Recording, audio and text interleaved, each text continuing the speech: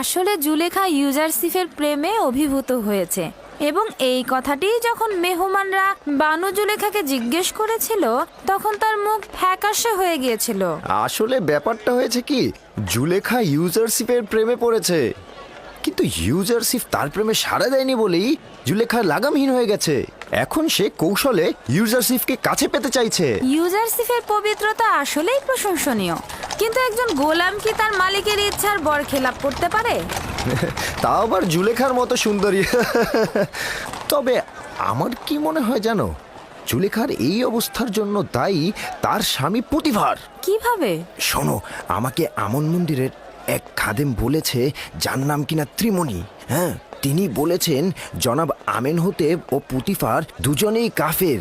তারা আমাদের আমন খোদার ধ্বংস চাইছেন। তার মানে আমুন খোদা কি এটাই চেয়েছে যে জুলেখার কারণে পুতিফারের সম্মান নষ্ট হয়? আমি নিজেও বিশ্বাস করিনি, তবে আমি সিদ্ধান্ত নিয়েছি আমনের প্রধান জনাব অজ্ঞামোহরের সাথে আমি নিজে দেখা করব, তার কাছ থেকেই শুনবো। তুমি বাড়িতে যাও, আমি এখন রাজমহলের দিকে যাব। কি হলো, যাও।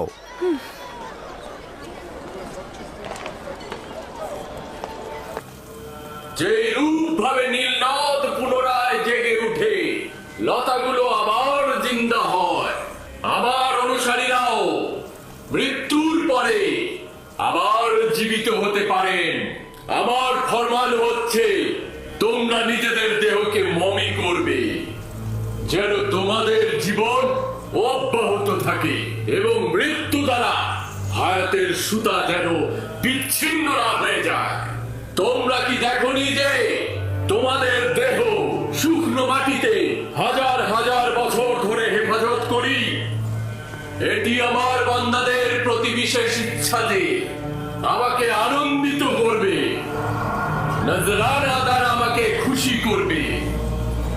আমি খুশি থাকলে তোমাদেরকেও আমি খুশি রাখবো।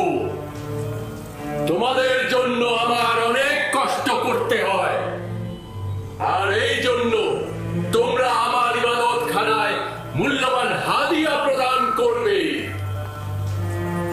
যেন তোমাদের মৃত্যুর পরের দুনিয়া আমি অমর করে রাখতে পারি। দ্বিতীয়টি, আমি আমুন খোদাগণের খোদার প্রতি তোমার অবিশ্বাস দেখতে পাচ্ছি এবং তোমাকে তাজিমে ঈমানহীন দেখছি। আজ তোমাকে ক্ষমা করে দিচ্ছি, তবে এরপর থেকে তোমার গোপন ও চোরের ন্যায় দৃষ্টির শাস্তি হবে মৃত্যুদণ্ড। মৃত্যু ব্যতীত তোমার আর কোনো দ্বিতীয় শাস্তি হবে না। ক্ষমা চাইছি, আমি ক্ষমা চাইছি। খোদাগণের খোদা, আমনের কাছে দুঃখ প্রকাশ করছি। আমাকে ক্ষমা করুন, আমাকে ক্ষমা করুন।